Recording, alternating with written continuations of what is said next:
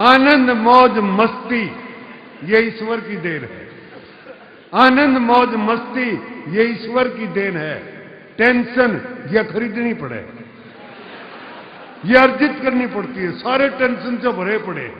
ऐसा कोई आदमी नहीं जिसमें टेंशन हो। कितनी शिक्षा दे लो, कितना यो कर लो, भाग्य भाग्य फिरे बिना मतलब के। कोई जीवन नहीं बिना मतलब के टेंशन की पैदा करें। बताऊंगा आपने किसकी कैसी कैसी टेंशन ले रखी है बिना मतलब की।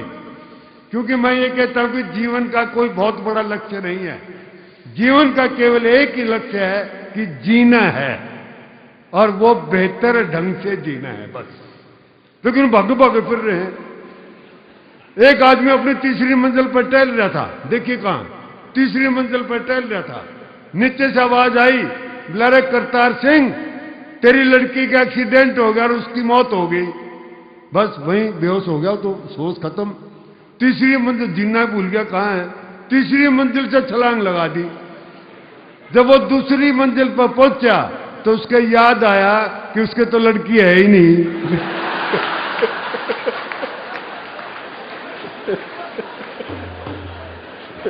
और जब वो पहली मंजिल पर पहुंचा तो उसके याद आया कि उसकी तो शादी भी नहीं हो रही। और जब वो धड़ाम से धरती पे गिरा तो उसके याद आया कि उसका नाम भी करतार सिंह नहीं है।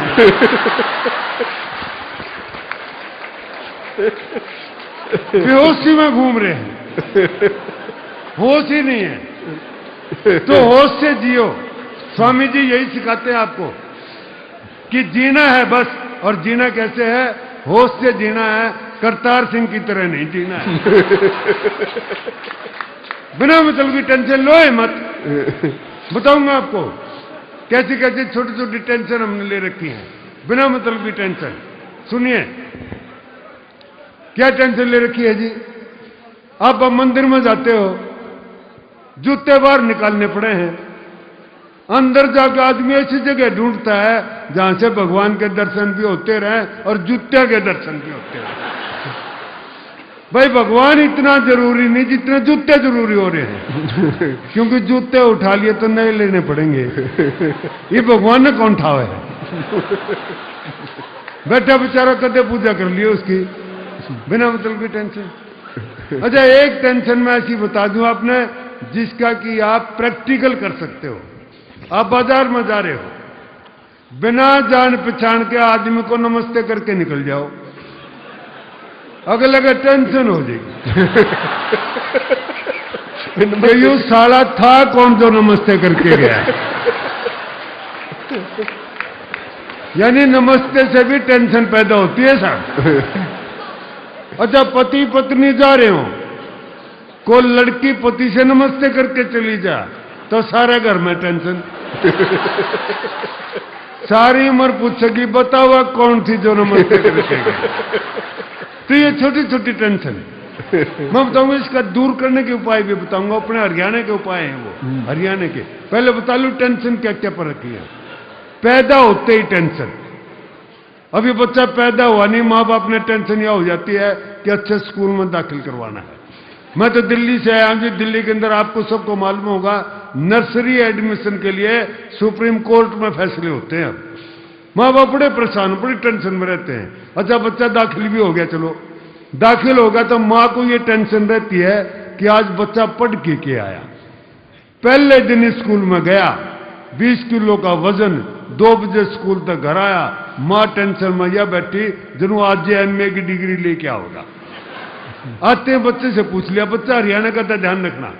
आते बच्चे से पूछ लिया, बोले बेटा आज स्कूल में क्या हुआ? बच्चे ने बस्ता फेंक के मारा। नहीं बोला आज कुछ नहीं होया, कल फिर जाना पड़ेगा। बिना मतलब की टेंशन होता है। बिना मतलब की टेंशन ले लेंगे खाम खा के। एक और मारा अपना हरियाणा के छोरे से पूछ दिया। मैं ये कहता हूँ हरियाणा का आदमी कोई टेंशन नहीं लेता बच्चों से भी, लेकिन ऐसी टेंशन दे रखी है पढ़ाई के बच्चों को कि 6ठी 7वीं क्लास के बच्चे भी सुसाइड करने लगे।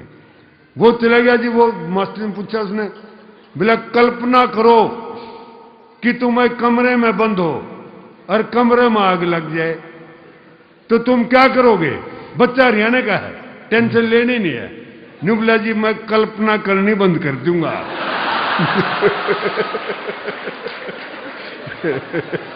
सीधा चाचा क्यों टेंशन ले।